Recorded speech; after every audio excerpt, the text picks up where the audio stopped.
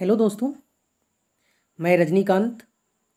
आज हम लोग वैदिक सभ्यता अर्थात वैदिक काल के बारे में हम लोग पढ़ेंगे। आज मेरे YouTube channel study with Rajni में आपका स्वागत है।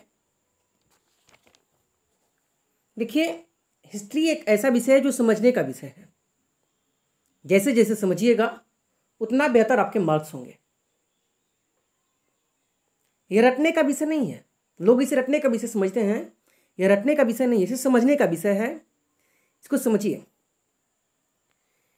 वैदिक काल को हम लोग इतिहास के अंतर्गत देख सकते हैं। ऐसे अभी तक इसको आद्य इतिहास के अंतर्गत ही देखा जाता है, क्योंकि इसकी बहुत सारी जो लिखित साक्ष्य जो हैं, लिखित साक्ष्य तो उपलब्ध हैं, परंतु बहुत सारी अभी पढ़ी नहीं गई हैं।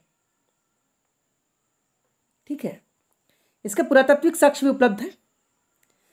ऐसे दृष्टिकोण से जब देखा जाए तो कहा जाता है कि लिखित और पुरातात्विक साक्ष्य जिसके उपलब्ध हो वैसा वो इतिहास के अंतर्गत आता है। परंतु इसका लिखित साक्ष्य उपलब्ध है और पूर्णतः पठनीय नहीं है। वैदिक सभ्यता को हम लोग दो भागों में बांट के देखते हैं। वैदिक काल को पूर्व वैदिक काल और उत्तर वैदिक काल। पूर्व वैदिक काल को हम लोग ऋग वैदिक काल भी कहते हैं। इसका टाइम पीरियड 1500 बीसी से लेकर के 1000 बीसी तक है। ठीक है, वैदिक काल को दो भागों में बांटने का जो कार्य करता है वह है लोहा का आविष्कार। लोहा का ज्ञान जो है ज्यों ही आर्यों को हो गया उसी समय से यह सभ्यता दो भागों में बढ़ जाती है। देखा जाता है ऐसा। लोहा का ज्ञान आर्यों को 1000 ईस्वी पूर्व में हुई थी। इससे पहले के काल को पूर्व वैदिक काल या ऋग वैदिक काल के नाम से जाना जाता है, और इसे हम लोग उसके बाद के काल को 1000 से 600 ईस्वी पूर्व तक के काल को हम लोग बोलते हैं उत्तर वैदिक काल। पूर्व वैदिक काल में ऋग वेद की रचना हुई थी।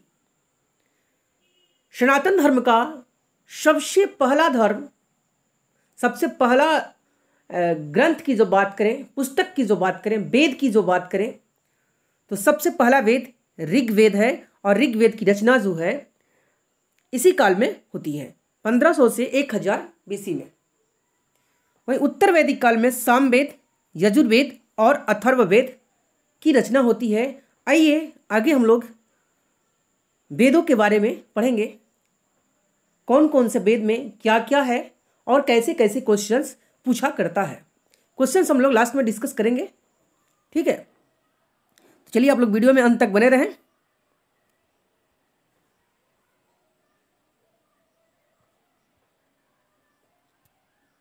देखिए, वैदिक सभ्यता पूर्णतः ग्रामीण सभ्यता थी। यह शहरी सभ्यता नहीं थी। इसके जो संस्थापक थे वो आर्य थे। वैदिक सभ्यता के संस्थापक आर्य कहे जाते हैं। आर्यों की जो मुख्य भाषा थी वह संस्कृत थी। आर्य का जो शाब्दिक अर्थ के रूप में जब देखा, जिसका शाब्दिक अर्थ होता है श्रेष्ठ, कुलीन या उत्तम। श्रेष्ठ, कुलीन या उत्तम। ऐसे आर्य जो है एक भाषा समूह को सूचित करता है। आर्य का व्यापक रूप से जब देखा जाए तो यह भाषा समूह को सूचित करता है। आर्य जो थे वैदिक सभ्यता के मुख्य निवासी थे। इनके बारे में बहुत सारे लोगों का मतभेद है, जो हम उसको आगे पढ़ेंगे भी। ऋग्वेद में जो है आर्य शब्द का उल्लेख 36 बार किया गया है। ऐसे यह क्वेश्चन पूछा गया है कि ऋग्वेद में आर्य शब्द का उल्लेख कितनी बार किया गया है, तो 36 बार किया गया है। आर्य, ये क्वेश्चन कई बार पूछा गया एग्जाम में कि आर्य का शाब्दिक अर्थ क्या होता है, तो आर्य का अर्थ होता है श्रेष्ठ। ठीक है, इससे रिलेटेड क्वेश्चंस है। आर्यों की मुख्य भाषा क्या थी, तो आर्यों की भाषा संस्कृत थी। इसलिए वैदिक काल में जितने भी ग्रंथ लिखे गए हैं सभी ग्रंथों की रचना संस्कृत में हुई है। चलिए आगे हम लोग बात करते हैं। आर्यों के मूल निवास के बारे में बहुत सारे इतिहासकारों का अलग अलग मत है, जिसमें हम लोग देसी मत और विदेशी मत के बारे में हम लोग चर्चा करेंगे। देसी मत यानी हमारे देश के जो रहने वाले व्यक्ति हैं उनका क्या मत है, देश के जो बड़े बड़े इतिहासकार हुए उनका क्या मत है, दार्शनिकों का क्या मत है। वहीं विदेशी दार्शनिकों का क्या मत है, इसके बारे में हम लोग बात करेंगे। तो देसी मत में जो हम लोग सबसे पहले बात करें स्वामी दयानंद सरस्वती की। दयानंद सरस्वती ने अपनी पुस्तक सत्यार्थ प्रकाश, दयानंद सरस्वती की पुस्तक है सत्यार्थ प्रकाश, जिसमें इन्होंने बताया कि आर्य तिब्बत क्षेत्र के मूल निवासी हैं, तिब्बत क्षेत्र से यह भारतीय क्षेत्रों में आकर के बस गए। ठीक है, तो दयानंद सरस्वती ने तिब्बत क्षेत्रों की वकालत की। इन्होंने अपनी पुस्तक में बताया कि तिब्बत क्षेत्र से यह आए हुए थे, जिसके बारे में कंफर्म कुछ भी नहीं कहा जा सकता। आगे देखा जाए, नेक्स्ट है बाल गंगाधर तिलक। मिस्टर बाल गंगाधर तिलक जो थे, इन्होंने अपनी जो पुस्तक है वह मांडले जेल में लिखी थी, the Arctic home of the Vedas, the Arctic home of the Vedas. इसमें इन्होंने बताया कि आर्य जो थे आर्कटिक क्षेत्र से अर्थात उत्तरी ध्रुवीय क्षेत्र से आए हुए थे। आपको पता होगा बाल गंगाधर तिलक मांडले जेल में ही ये पुस्तक रचना किए थे। मांडले जेल से ही इन्होंने गीता रहस्य की भी रचना की थी। गीता रहस्य पुस्तक है जिसके बारे में कई बार एग्जाम पूछा जाता है, तो ये बाल गंगाधर तिलक ने जो है यहीं से इसको भी लिखी थी। नेक्स्ट हम लोग बात करते हैं गंगानाथ झा की। गंगानाथ झा ने बताया अपने पुस्तकों में कि गंगा यमुना प्रदेश के ही ये लोग हैं और इन्हीं को यह ब्रह्मर्षि प्रदेश के नाम से भी इन्होंने संज्ञा दिया कि यह ब्रह्मर्षि प्रदेश के रहने वाले थे आर्य। ठीक है, संपूर्णानंद स्वामी, संपूर्णानंद या अविनाश चंद्र दास, ये दोनों व्यक्तियों ने कहा कि यह सप्त संधव प्रदेश के थे, यानी जो यहाँ के जो नागरिक थे यहीं के रहने वाले थे। सप्त संधव प्रदेश उसे कहा जाता है जिस क्षेत्र में ऋग्वेद का रचना हुआ था। जिस क्षेत्र में ऋग्वेद की रचना हुई थी उसे ही सप्त संधव प्रदेश कहा जाता है। एक प्रोफेसर है, प्रोफेसर डी कल्ला ने बताया कश्मीर हिमालय के क्षेत्र से, कश्मीर क्षेत्र से ये लोग बिलोंग करते थे और ये सिंधु प्रदेश में आ गए। ठीक है, तो आर्य के बारे में देसी मत यह था। आगे हम लोग विदेशी मतों के बारे में बात करते हैं। विदेशी मतों में जो थे एक व्यक्ति थे मैक्स मुलर, जर्मनी इतिहासकार हैं, जर्मनी दर्शन शास्त्री हैं। इन्होंने बताया कि मध्य एशिया से आए हुए थे। अधिकांशतः सिद्धांत इनका माना जाता है, लेकिन इसके बारे में कंफर्म नहीं है। मैक्स मुलर ने आधार बताया था ईरानी ग्रंथ जेंद अवेस्ता का। ईरान का जो पवित्र ग्रंथ है जेंद अवेस्ता है।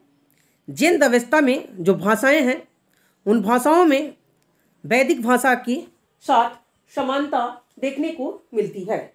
वैदिक भाषा के साथ समानता देखने को मिलती है। इस वजह से इन्होंने कहा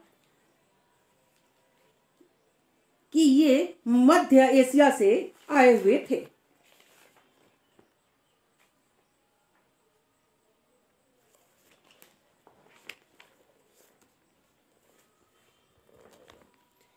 एक व्यक्ति है sir William Jones. Sir William Jones ने बताया कि यह यूरोप, जर्मनी, हंगरी, दक्षिणी रूस से आए हुए थे। इन्होंने बताया यूरोपीय आधार बताया। इन्होंने बताया कि यूरोपीय जो भाषाएं और संस्कृत भाषा है उसमें समानता है, इसलिए इन्होंने कहा कि यह लोग यूरोप से आए हुए हैं। जिसमें इन्होंने बताया कि संस्कृत का एक शब्द है मातृ। संस्कृत का शब्द मातृ है, उसे लैटिन में मातेर कहा जाता है और अंग्रेजी में मदर कहा जाता है।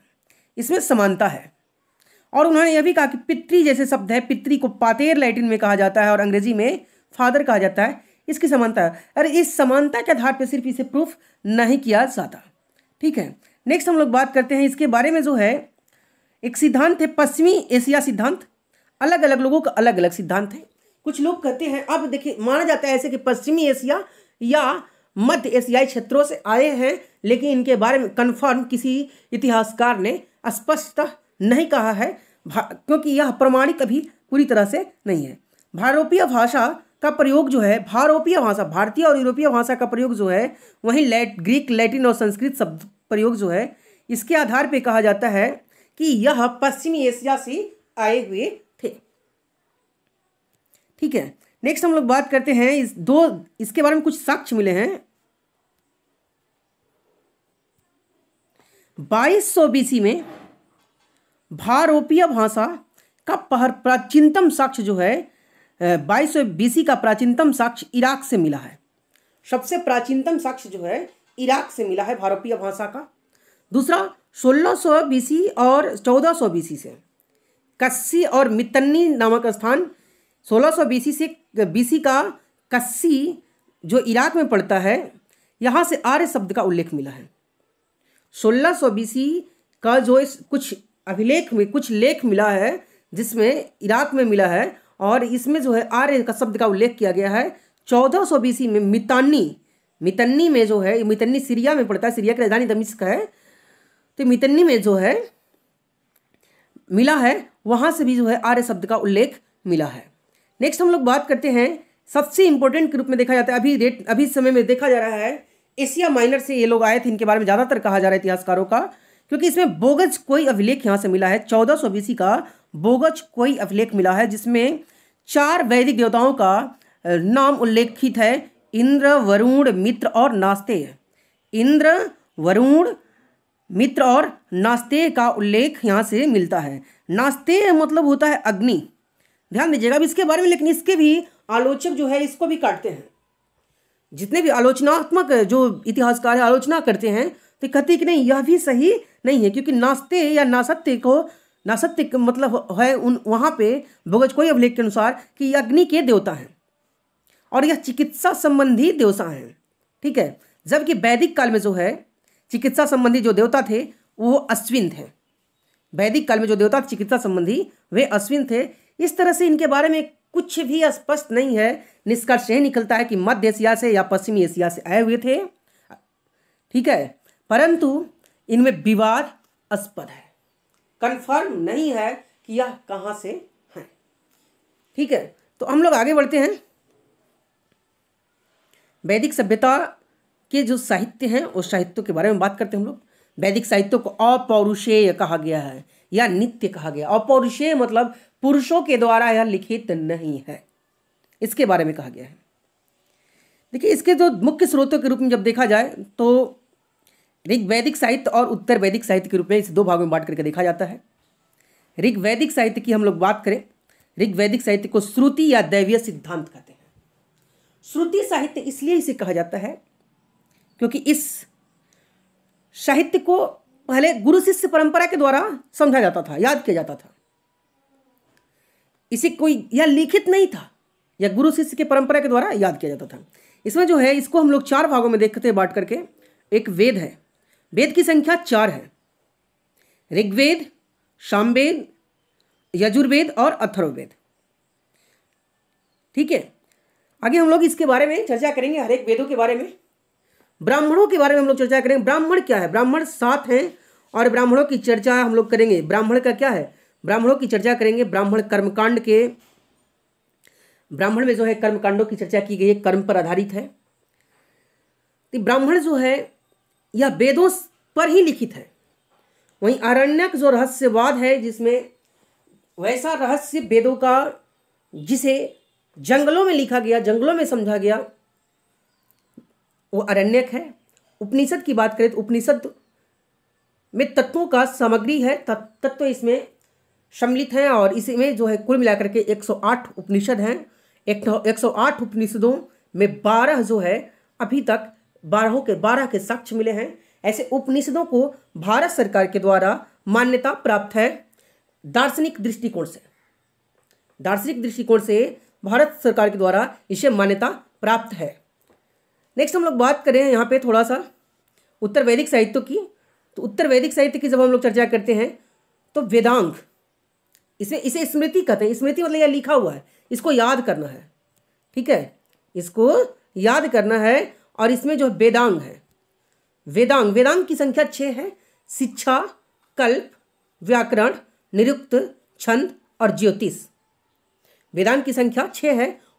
देखिए प्रत्येक वेद के एक उपवेद है, प्रत्येक वेद के एक उपवेद है।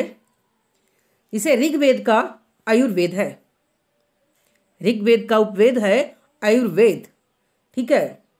उसी तरह से शिल्प वेद है यजुर्वेद का, सामवेद का गंधर्व वेद है और अथर्ववेद का धनुर्वेद है। प्रत्येक वेद का अलग अलग एक एक उपवेद है। नेक्स्ट हम लोग बात करते हैं ऋग्वैदिक साहित्य में अब वेद की बारे में हम लोग बात करेंगे। वेद क्या है, पहले इसको समझिएगा। हम लोग समझेंगे वेद क्या है। वेद का अर्थ होता है ज्ञान। वेद का अर्थ होता है ज्ञान। वेद जो है वेद धातु से बना हुआ है। वेद गुरु शिष्य परंपरा पर आधारित था, क्योंकि पहले यह लिखा नहीं जाता था। इसके संकलन जो है बाद में करते हैं, संकलन करते हैं महर्षि कृष्ण द्वैपायन। वेदों के संकलनकर्ता कहे जाते हैं महर्षि कृष्ण द्वैपायन। वेदों की जो कुल संख्या है वह 4 है। ऋग्वेद, सामवेद, यजुर्वेद और अथर्ववेद। अथर्ववेद को अंतिम वेद कहा जाता है और ऋग्वेद, सामवेद, यजुर्वेद को वेदत्रयी कहा जाता है। ऋग्वेद, सामवेद, यजुर्वेद को वेदत्रयी कहा जाता है। जब आकार की बात करें हम लोग, आकार की दृष्टि से, तो सबसे बड़ा वेद है वह ऋग्वेद है। दूसरा वेद सबसे बड़ा है जो अथर्ववेद है। सबसे छोटा जो है सामवेद है। ठीक है, तो आकार के आधार पर इस तरह से वेदों के बारे में हम लोग बात किए। नेक्स्ट हम लोग बात करते हैं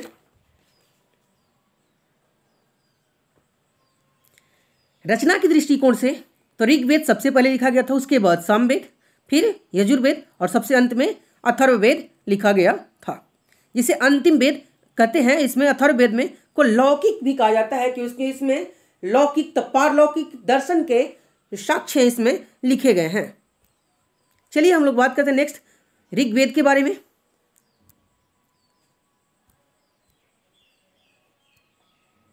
ऋग्वेद की जो भाषा थी संस्कृत थी। मैंने पहले ही बताया कि संस्कृत का सबसे पहला ग्रंथ के रूप में जब देखा जाता है तो ऋग्वेद है।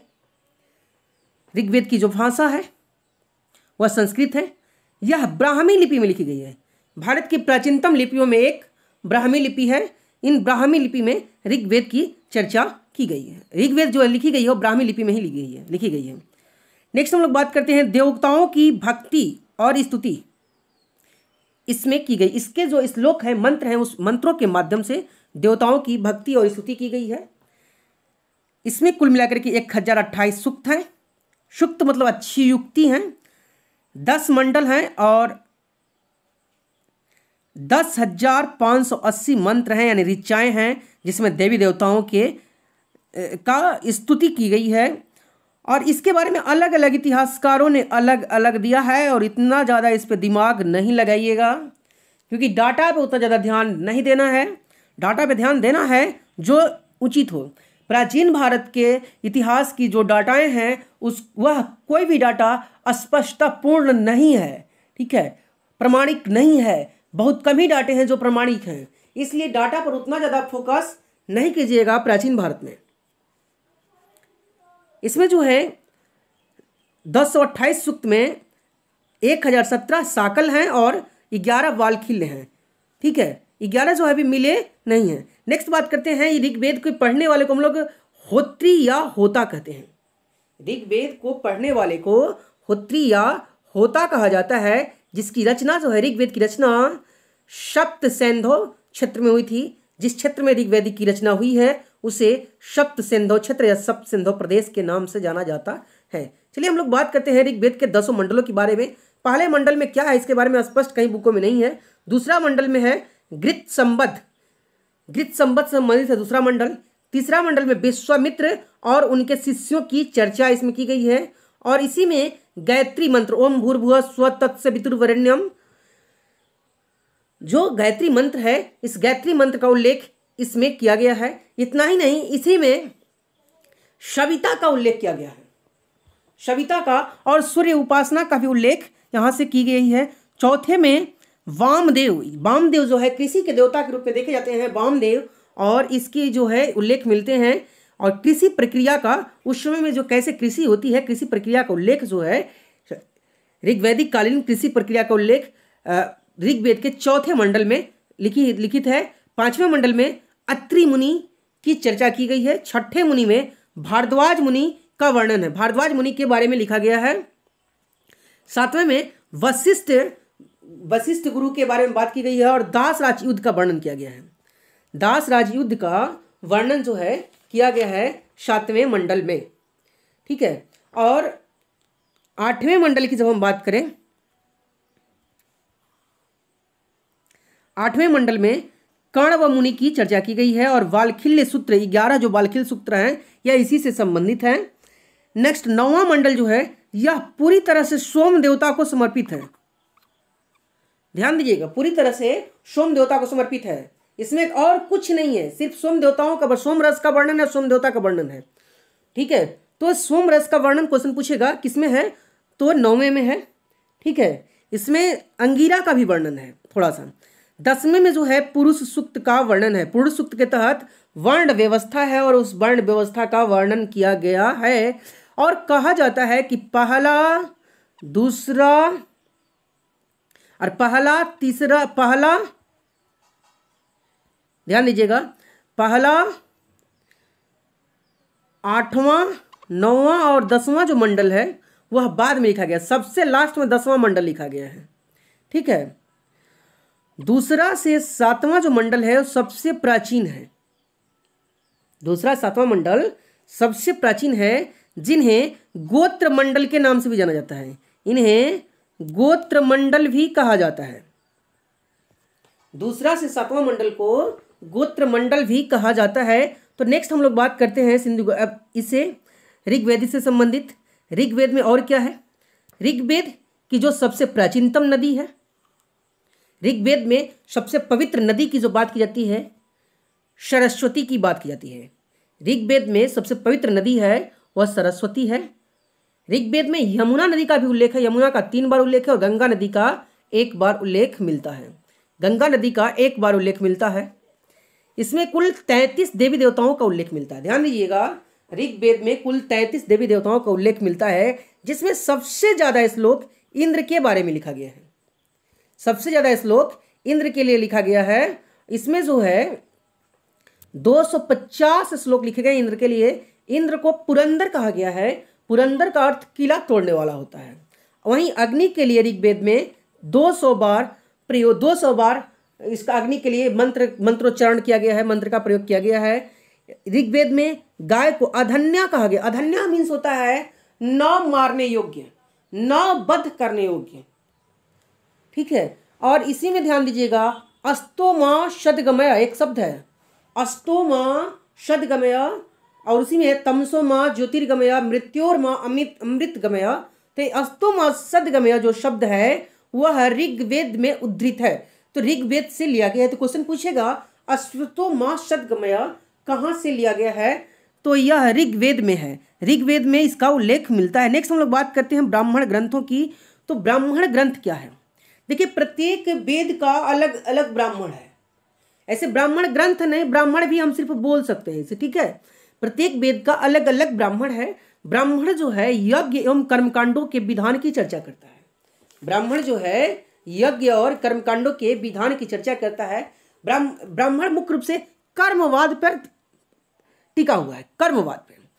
इसमें जो है वेदों का जो गद्य में व्याख्या किया गया है, ब्राह्मणों के द्वारा जो है इसमें वेदों का जो गद्य में व्याख्या किया गया है। ठीक है, और इनकी जो भाषा है वैदिक संस्कृत है। ऐसे वैदिक संस्कृत मतलब वही संस्कृत भाषा इनकी मुख्य भाषा है।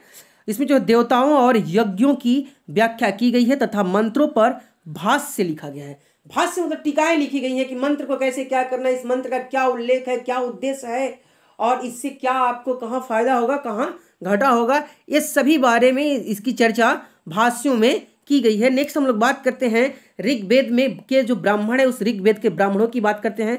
ऋग्वेद के 2 ब्राह्मण है, ऐत्रेय और कौशितकी। कौशितकी को शंखायन भी बोलते हैं। ध्यान दीजिएगा, कौशितकी ब्राह्मण को शंखायन ब्राह्मण भी बोला जाता है या फिर इसे ऐत्रेय को ऐत्रेय ब्राह्मण कहा जाता है। ऐत्रेय ब्राह्मण की रचना का जो उल्लेख जो कहा जाता है, ऐसे महिदास के बारे में कई लोग देते हैं कि ऐत्रेय ब्राह्मण की रचना महिदास ने की थी। महिदास में जो है माता इत्रा का वर्णन किया। महिदास ने जो है ऐत्रेय ब्राह्मण में माता इत्रा का वर्णन किया, इसलिए इस ब्राह्मण का नाम ऐत्रेय ब्राह्मण है। ठीक है, नेक्स्ट है कौशितकी या शंखायन। इसकी रचना जो है कुशितक ऋषि ने की थी। इसमें यज्ञों की चर्चा की गई है। वहीं हम लोग बात करें अरण्यक यानी रहस्यवाद की, जो जंगलों में लिखी गई थी ऋषि मुनियों के द्वारा। यह इसके 2 अरण्यक हैं, ऐत्रेय आरण्यक और कौशितकी आरण्यक। ऋग्वेद के 2 अरण्यक हैं, ऐत्रेय आरण्यक और कौशितकी आरण्यक। नेक्स्ट हम लोग बात करते हैं प्रत्येक वेद के एक उपवेद होते हैं, और उसी तरह से ऋग्वेद का एक उपवेद है आयुर्वेद, ठीक है, जिसकी रचना प्रजापति ने की थी। नेक्स्ट हम लोग बात करते हैं उपनिषद की। उपनिषद क्या है, ध्यान दीजिएगा, यहाँ पे उपनिषदों की चर्चा हम लोग करते हैं। उपनिषद जो है इसे वेदांत भी कहा जाता है। एक वेदांग है, वेद और वेदांग अलग हैं, लेकिन इसे वेदांत कहा जाता है। उपनिषद को वेदांत कहा जाता है, दर्शनों का संग्रह। इसमें जो है दर्शनों का संग्रह है, जिसे भारत सरकार द्वारा मान्यता प्राप्त है, यानी इसकी पुष्टि की गई है, यह जो कहता है वह सही है उपनिषद। और उपनिषदों के अनुसार यह जो है कहा जाता है कि उपनिषद का मतलब होता है गुरु के समीप बैठना। गुरु के समीप बैठ करके इसको भी क्या किया जाता था, समझा जाता था, याद किया जाता था। इसके कुल मिलाकर के 108 उपनिषद हैं, कुल मिलाकर के 108 उपनिषद हैं, जिसमें से 12 उपलब्ध हैं और बाकी उपनिषदों का कोई उल्लेख भी नहीं मिला है, ठीक है, पूरी तरह से उल्लेख नहीं है। इसमें से 10 पे आदि गुरु शंकराचार्य ने भाष्य लिखी है, आदि गुरु शंकराचार्य ने भाष्य लिखी है। और कहा जाता है कि अभी तक कोई ऐसा व्यक्ति नहीं है जिसने चारों वेदों को पढ़ा है। चारों वेदों को पढ़ने का प्रमाण अभी तक किसी व्यक्ति के पास नहीं है। एक व्यक्ति है जो आदि गुरु शंकराचार्य हैं, जिसने जो है ऋग्वेद को पूरा पढ़ा था। इसके बारे में बात की जाती है। नेक्स्ट हम लोग बात करते हैं उपनिषदों का जो रचना का काल है 1000 से 300 BC तक के बीच में उपनिषद की रचना की गई थी। नेक्स्ट हम लोग बात करते हैं आगे सामवेद की। आगे हम लोग बात करते हैं सामवेद की। तो यह सबसे छोटा आकार का वेद है, जिसमें जो है गायन योग्य है, यह गायन योग्य है, गायन वादन संबंधित सामवेद। सामवेद में जो है संगीत का प्राचीनतम काव्य माना जाता है। इसमें पढ़ने और गाने वाले को उद्गाता कहा जाता है। ध्यान दीजिएगा, सामवेद में जो गाता है या पढ़ता है उसे क्या बोलते हैं हम लोग, उद्गाता बोलते हैं। इसमें 1539 मंत्र है, 49 मंत्र है। इसके बारे में भी बहुत सारे मतों का अलग अलग ख्याल है। कुछ लोग कहते हैं कि नहीं, कुछ अलग मत है, कुछ कहते हैं ज़्यादा है, कुछ कहते हैं कम है। तो इतना ज़्यादा इंपॉर्टेंस नहीं है कि मंत्रों की संख्या कितनी है, इसके बारे में ज़्यादा गौर नहीं कीजिएगा, ठीक है। नेक्स्ट हम लोग बात करते हैं सामवेद में जो है संगीत के 7 स्वर। सामवेद में संगीत के 7 स्वर सा रे गामा पा धा नी, सा रे गामा पा धा नी, जो संस्कृत के जो स्वर हैं, ये संगीत के जो स्वर हैं, संगीत के जो स्वर हैं सा रे गा मा पा धा नी, ये सामवेद में उल्लेखित है। तो क्वेश्चन पूछ सकता है आपसे कि संगीत के स्वरों का वर्णन किस वेद में लिखित है या वर्णित है, तो वह सामवेद में वर्णित है। नेक्स्ट हम लोग बात करते हैं सामवेद के जो ब्राह्मण ग्रंथ हैं। तो उसमें देखिए सामवेद के जो ब्राह्मण हैं 25 सामवेद के ब्राह्मण ग्रंथ हैं, जिसे तांड्य ब्राह्मण भी कहा जाता है। 25 जिन्हें तांड्य ब्राह्मण भी कहा जाता है, ठीक है। नेक्स्ट है, दूसरा है षड्वीस ब्राह्मण, तीसरा है सामविधान ब्राह्मण, चौथा है वंश ब्राह्मण, और पांचवा है जैमिनिया ब्राह्मण। और बैक में थोड़ा सा ध्यान दीजिएगा, मैंने ब्राह्मणों की संख्या 7 बता दी थी, उसको थोड़ा सा आप देख लीजिएगा, वो 7 नहीं है, उसको काट दीजिएगा, ठीक है। तो नेक्स्ट हम बात करते हैं PDF में, ऐसे मैं उसको हटा दूंगा, ठीक है।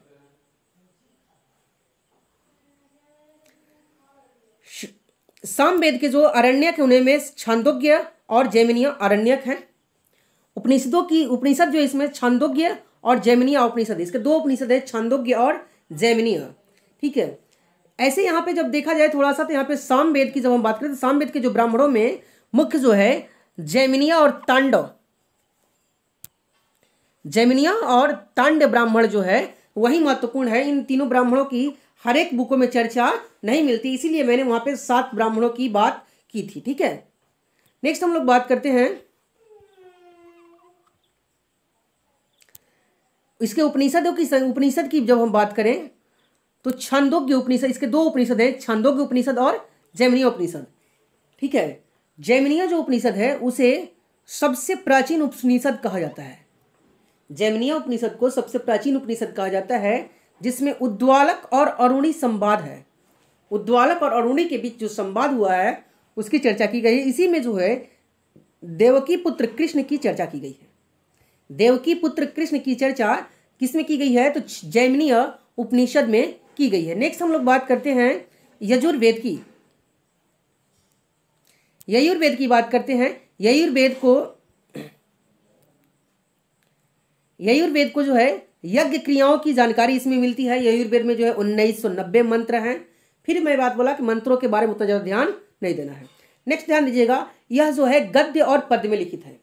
क्वेश्चन पूछता है कि कौन सा वेद है जो गद्य और पद्य दोनों में लिखा गया है? तो यह जो है यजुर्वेद है। इसके दो प्रकार हैं, एक कृष्ण आयुर्वेद और एक शुक्ल आयुर्वेद। कृष्ण आयुर्वेद दक्षिण भारत में और शुक्ल आयुर्वेद उत्तर भारत में प्रचलित था, जिसमें यज्ञ हवन कर्मकांड की प्रधानता है।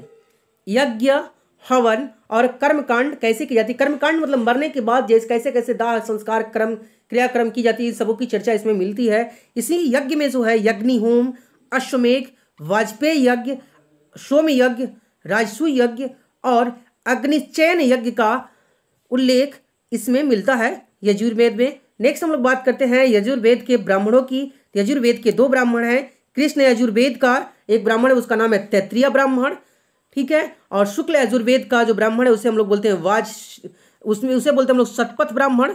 इसे शुक्ल यजुर्वेद को हम लोग वाजस्नेयी संहिता भी बोलते हैं। और इसके जो एक ही ब्राह्मण है इसका नाम है शतपथ ब्राह्मण, और शतपथ ब्राह्मण को कण्व ब्राह्मण के नाम से भी जाना जाता है, जो सबसे महत्वपूर्ण है। ऐतिहासिक दृष्टिकोण से जब देखा जाए, सबसे महत्वपूर्ण ब्राह्मण के रूप में जब देखा जाए तो सबसे महत्वपूर्ण शतपथ ब्राह्मण है। शतपथ ब्राह्मण में जल पल्लवन की कथा का उल्लेख मिलता है। जल पल्लवन मतलब आपने जो विष्णु पुराण वगैरह में देखा होगा कि जल समाधि पृथ्वी ले लेती है, मतलब जल में पृथ्वी पर पूरा पृथ्वी जलमग्न हो जाती है। या जल पल्लवन की जो है कथा इसमें आपको मिलती है। इसी में जो है पुनर्जन्म का सिद्धांत में मिलता है। पुरखा और उर्वशी का संवाद भी इसी ब्राह्मण के अंतर्गत मिलता है।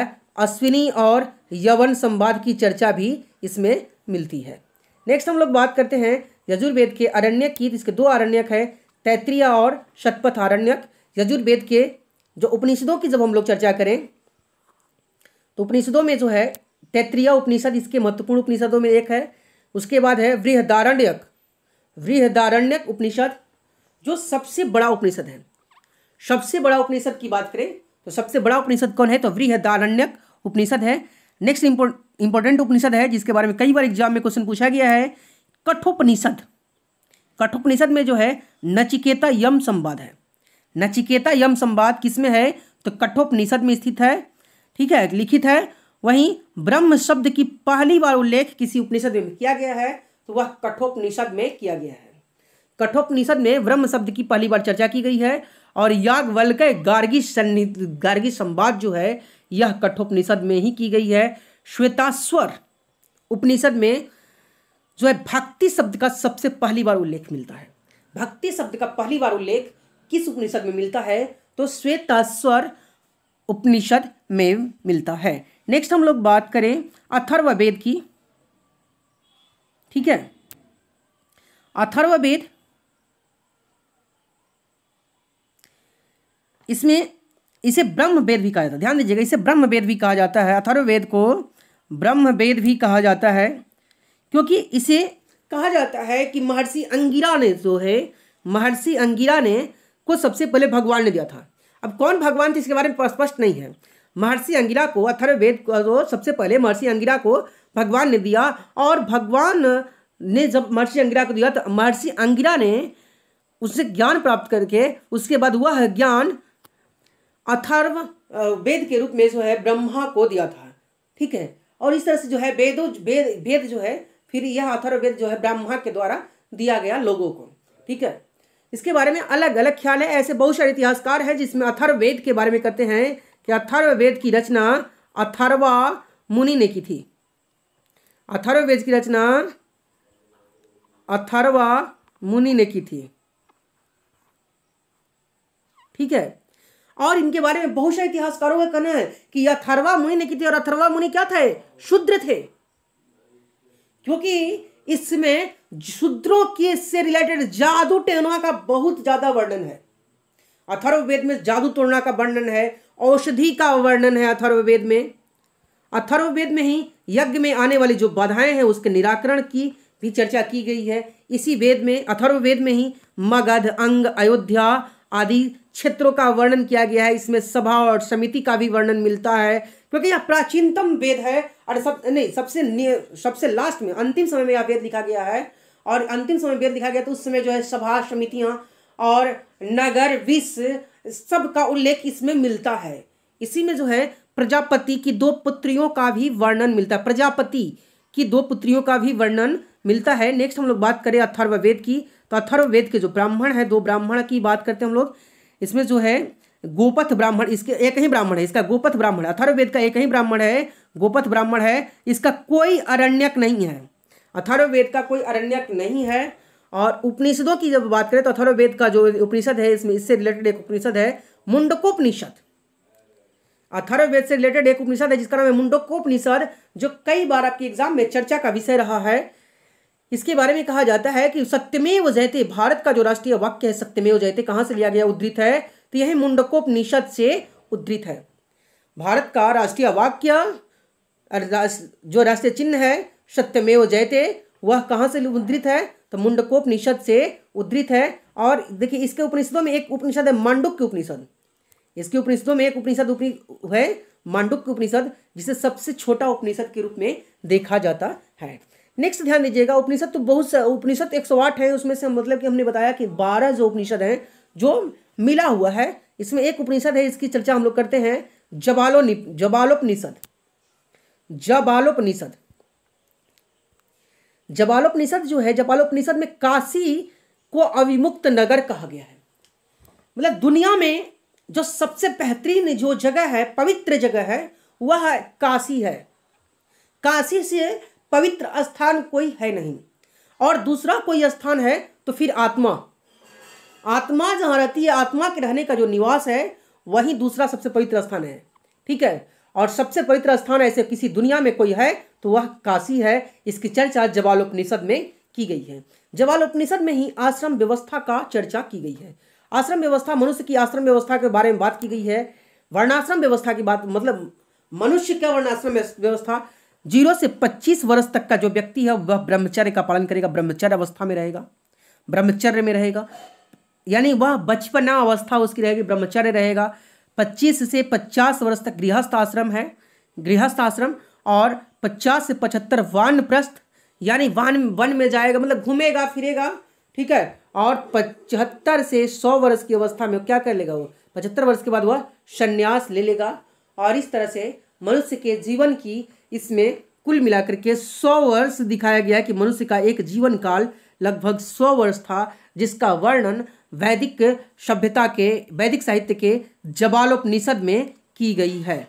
वैदिक साहित्य के जबालोपनिषद में की गई है। इस तरह से हम लोग जो है वैदिक सभ्यता का पहला पार्ट पढ़े हम लोग। नेक्स्ट पार्ट हम लोग अगले वीडियो में देखेंगे। तो धन्यवाद। वीडियो अच्छा लगे तो लाइक ज़रूर कीजिएगा। धन्यवाद।